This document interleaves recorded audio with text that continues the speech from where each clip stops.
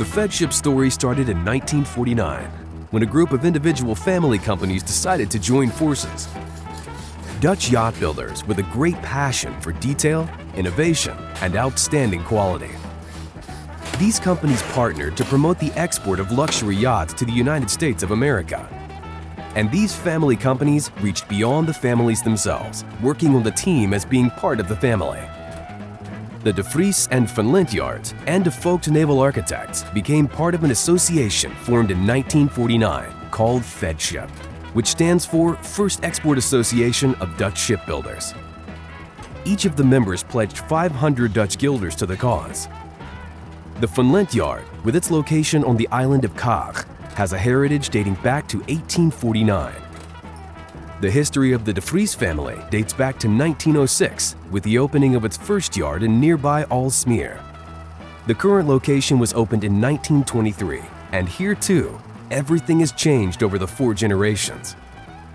The association partners proceeded to work ever more closely together until, by the 1970s, owners began talking about owning a Fedship, rather than referring to which yard actually built their boat. The Fedship brand had been created, one which has consistently strengthened over the decades to become the undisputed name of choice for those seeking motor yacht excellence.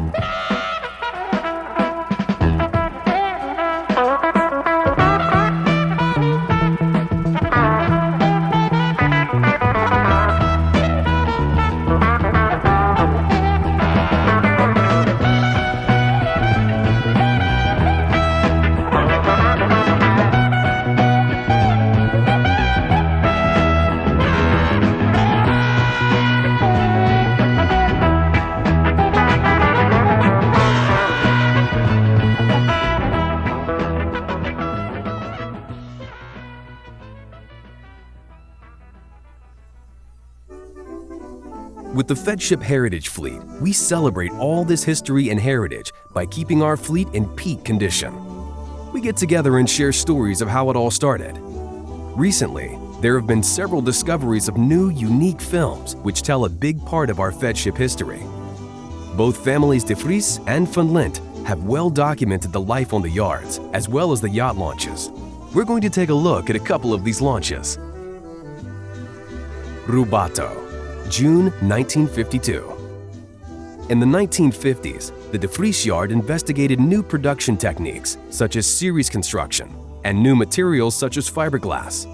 But for the time being, it was decided to continue to build vessels to specific customers' requirements. The Rubato is an example of that period.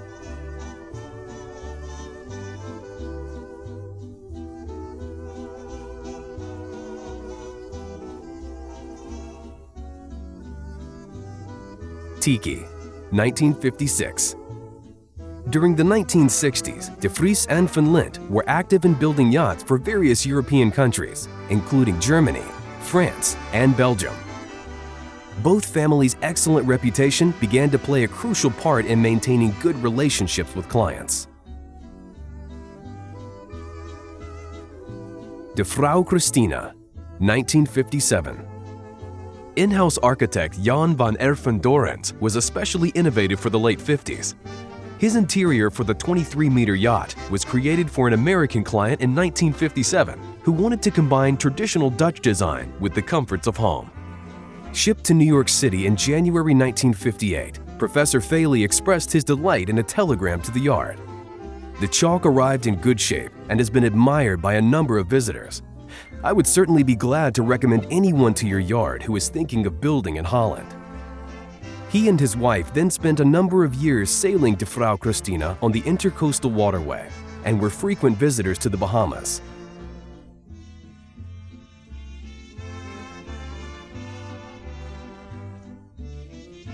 Atlantic, 1963.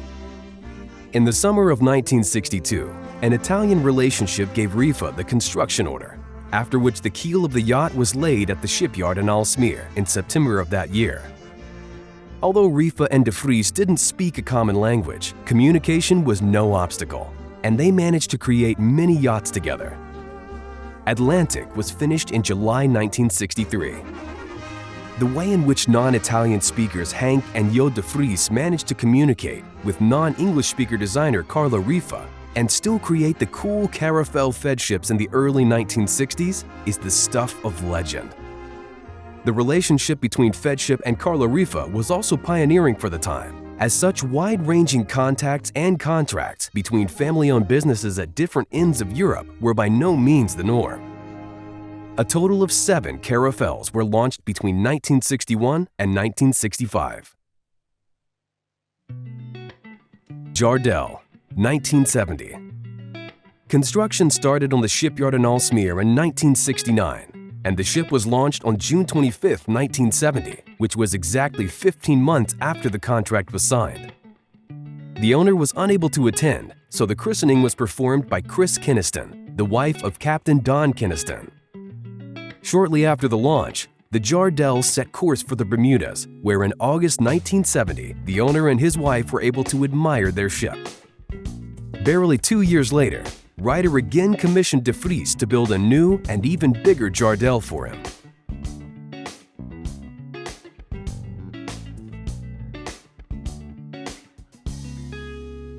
Jardel II, Big R, 1973.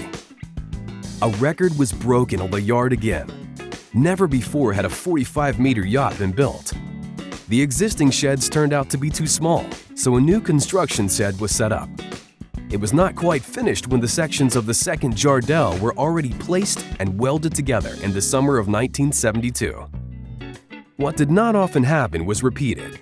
Neither the owner nor his wife was present, so that in September 1973, the wife of the captain, Chris Kinniston, christened the yacht. She had lived in the Netherlands for some time now, and her husband, Captain Don Kinniston, surprised everyone by giving a speech in fairly fluent Dutch. Black Hawk, 1971. It was not until the launch of the 38-meter Black Hawk in 1971 that a cockpit was placed on the back of a yacht. It was also, de Vogt recalls, the first time an owner had asked for a glassed-in aft deck. He didn't want the noise of canvas or plastic. We started drawing the boat at a smaller size, and the owner asked us to add an extra 2 meters to get the cramp out of it. That was an important point, that owners don't want a boat that looks restricted.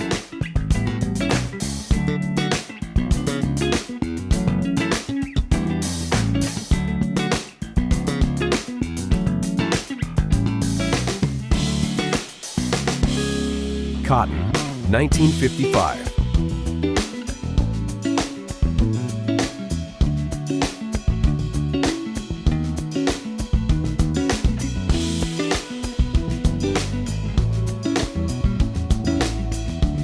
Peen, 1956.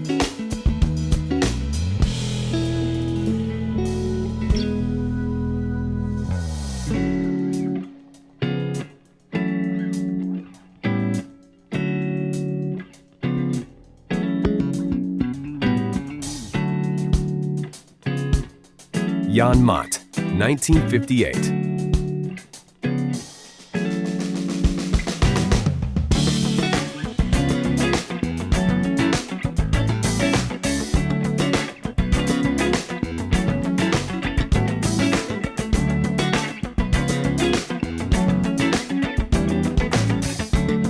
Billow, 1960.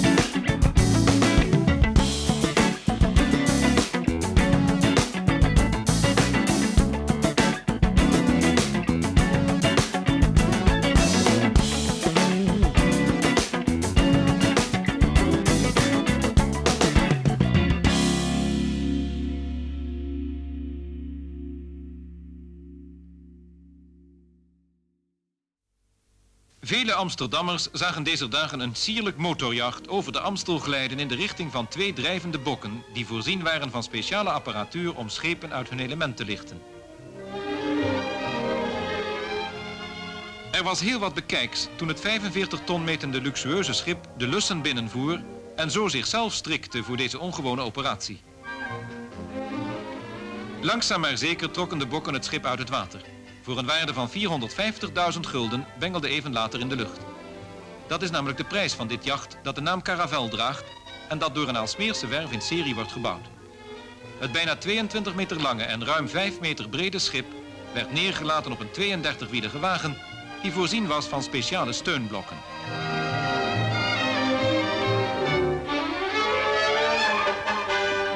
Wie mocht denken dat dit transport diende om het schip in een andere buurt weer te water te laten, had het mis. De wagen bracht het jacht naar het nieuwe RAI-gebouw, waar de internationale watersport, kampeer- en caravantentoonstelling HISWA Goed Kamp wordt gehouden. Dat het verkeer te land voorrang moet verlenen aan een schip is een bekende Amsterdamse pijn, maar deze manier is nieuw. De caravel werd bij de RAI overigens ingehaald door een van de kleinere jachten, waarvan er tientallen op de HISWA een plaats hebben gekregen.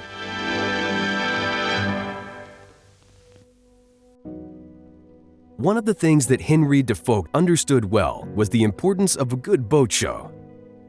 The HISWA show came to play a significant role in the Fedship's success story in the early decades, with luminaries such as Freddie Heineken buying boats on the spot.